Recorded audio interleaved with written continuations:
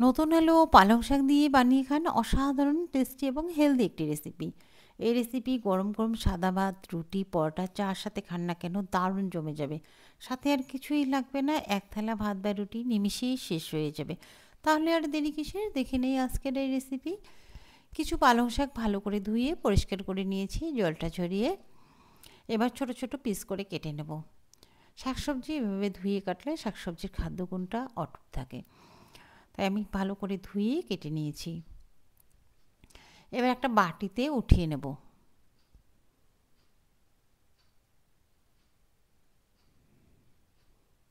একটা বাটিতে আমার উঠিয়ে নেওয়া হয়ে গেল।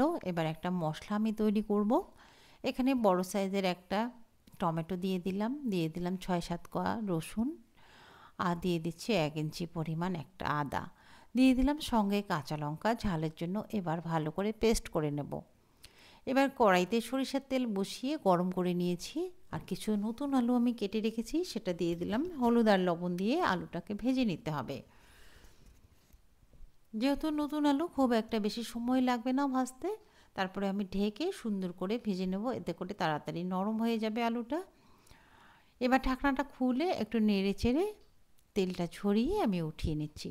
এই রান্নাগুলো সরিষার তেল দিয়ে করলে ভালো লাগে। আলুটাও কিন্তু আমি সরিষার তেল দিয়েই ভেজে নিচ্ছি। ওই তেলেই রান্নাটা করব, যেহেতু এতটা তেল আমার লাগবে না, খুব কম তেলেই রান্না করব। তেলটাকে কমিয়ে নিলাম। দুটো দিয়ে দিলাম শুকনো লঙ্কা আর ছোটো চামচের হাফ চামচ গোটা জিরে ফোড়ন। ফোড়নটা একটু ভাজা ভাজা হয়ে গেলে আমি দিয়ে দিচ্ছি এখানে দুটো মিডিয়াম সাইজের পেঁয়াজ, যেটা আমি কুচি করে রেখেছি। পেঁয়াজটা যতক্ষণ না নরম হচ্ছে ততক্ষণ পর্যন্ত ভেজে নেব। একটু অপেক্ষা করলেই পেঁয়াজটা নরম হয়ে যাবে। তারপর আমি যে পেস্টটা করে রেখেছি সেটা দিয়ে দেবো। পেঁয়াজটা খুব একটা বেশি লাল করে ভাজার দরকার নেই, একটু নরম হলেই হয়ে যাবে। এবার আমি পেস্টটা দিয়ে ভালো করে মশলাটা কষিয়ে নেব, এতে করে মশলার গন্ধটা, যে কাঁচা গন্ধটা থাকে সেটা চলে যাবে। পেঁয়াজ, রসুন, আদার একটা টমেটোর যে কাঁচা একটা গন্ধ থাকে কিন্তু সেটা চলে যাবে, আর কাঁচা কাঁচা গন্ধ করবে না। এভাবে তেলের সঙ্গে যদি ভালো করে মশলাটা কষিয়ে নেওয়া যায় এই গন্ধটা থাকে না। মশলা যাতে পুড়ে না যায় সামান্য একটু জল দিয়ে দিলাম। এরপর আমি গুঁড়ো মশলা দিয়ে দেব। দিয়ে দিচ্ছি লঙ্কার হলুদের গুঁড়ো সামান্য, আর দিয়ে দিচ্ছি হাফ চামচ লঙ্কার গুঁড়ো, আর সামান্য একটু ধনিয়া গুঁড়ো। এবার আবারও ভালো করে মশলাটাকে কষিয়ে নিতে হবে। মশলা থেকে যতক্ষণ না পর্যন্ত তেল ছেড়ে দেয় বা উপর থেকে তেলটা ভেসে আসে ততক্ষণ পর্যন্ত মশলা কষিয়ে নেবেন। এতে করে বুঝবেন যে আমার মশলাটা কিন্তু কষানো হয়ে গেছে। আর এই কড়াইগুলোতে কিন্তু খুব একটা লেগে যায় না বা লাগেই না, আর তেলেরও খুব দরকার হয় না, সামান্য তেলেই কিন্তু রান্না হয়। আর এই কড়াইয়ের লিঙ্ক আমার ভিডিওতে দেওয়া আছে, যদি ভালো লাগে তাহলে কিন্তু দেখে নিতে পারেন। এই কড়াইগুলোতে রান্না খুব সুবিধে, খুব একটা তেল লাগে না, অল্প তেলেই রান্না হয়। এবার মশলার সঙ্গে আমি ভালো করে কষিয়ে নেব আলুটাকে, এতে মশলাও কষানো হবে, আলুও কষানো হবে। এবার জল দিয়ে আমি আলুটা ঢাকনা দিয়ে সেদ্ধ করে নেব পারফেক্টভাবে, এতে করে আলু নরমও হয়ে যাবে, সেদ্ধ হয়ে যাবে। একটা ঢাকনা দিয়ে আমি 6 থেকে 7 মিনিট পর্যন্ত মিডিয়াম ফ্লেমে আলুটাকে সেদ্ধ করে নেব। 6 থেকে 7 মিনিট পর চলে আসলাম, আলু কিন্তু পারফেক্টভাবে সেদ্ধ হয়ে গেছে। এবার যে শাকটা আমি কেটে রেখেছি সেটা দিয়ে দেব।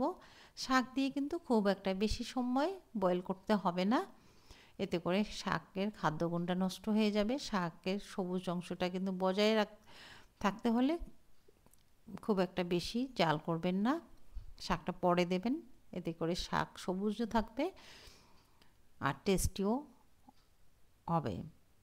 শাক অনেক আগে দিলে কিন্তু শাকের কালারটা নষ্ট হয়ে যায় আর টেস্টটাও কিন্তু কমে যায়। এবার আমি আলুর সঙ্গে শাকটা দিয়ে আবারও 2-3 মিনিট রান্না করব ঢেকে। শাকটা সুন্দরভাবে সেদ্ধ হয়ে যাবে। পালং শাক খুব একটা বেশি সময় লাগে না সেদ্ধ হতে। এই 2-3 মিনিট পর চলে আসলাম, শাক সুন্দরভাবে সেদ্ধ হয়ে গেছে। একটু নেড়ে চেড়ে আমি কিছু ধনেপাতা দেবো, যেহেতু শীতকাল, আর এই ধনেপাতা দিলে টেস্টটা আরও অনেক গুণে বেড়ে যাবে। ধনেপাতা দিয়ে আরও কিন্তু একটু নেড়েচেড়ে নেব। নেড়েচেড়ে আবারও 2 মিনিট পর্যন্ত ঢেকে রাখবো একদম স্লো ফ্লেমে। 2 মিনিট পর ঢাকনাটা তুলে নেব। আমার কিন্তু তরকারিটা একদম পারফেক্টভাবে হয়ে গেছে। যেহেতু আলুর তরকারি, জলটা কিন্তু টেনে যাবে বা গ্রেভিটা টেনে যাবে, এই অবস্থায় নামিয়ে রাখতে হবে। আর একটু টেনে নিলে কিন্তু পরে শুকনো শুকনো হয়ে যাবে। যেহেতু আমি ভাতের সঙ্গে সার্ভ করব, একটু গ্রেভি রেখেছি।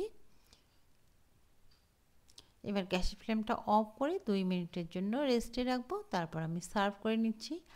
আশা করছি ভালো লেগেছে। ভালো লাগলে বন্ধু আত্মীয়ের মধ্যে শেয়ার করে দেবেন। আর চ্যানেলে নতুন হলে একটা সাবস্ক্রাইব করার অনুরোধ থাকলো। সাবস্ক্রাইব করে পাশে থাকা বেল নোটিফিকেশনটি অল করে রাখবেন, যাতে করে আমি ভিডিও আপলোড করলে সঙ্গে সঙ্গে আপনাদের কাছে পৌঁছে যায় আর এরকম নিত্য নতুন রান্না আপনারা দেখতে পারেন। আজ এ পর্যন্তই, দেখা হবে অন্য আরেকটা নতুন রেসিপিতে। ভালো থাকবেন, সুস্থ থাকবেন। ধন্যবাদ।